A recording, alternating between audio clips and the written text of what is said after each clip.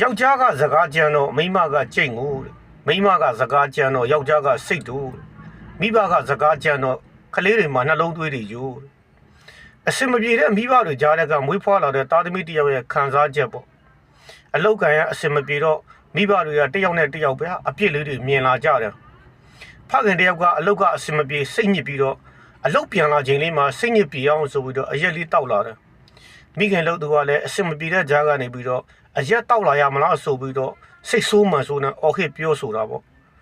ဖခင်တယောက်ကလည်းအရက်အရှိန်လေးနဲ့ရှိလာတော့မိမပြောတဲ့စကားကိုစိတ်ဆိုးဒေါသထွက်ပြီးတော့ရိုက်နေပါတော့တယ်ဗျာ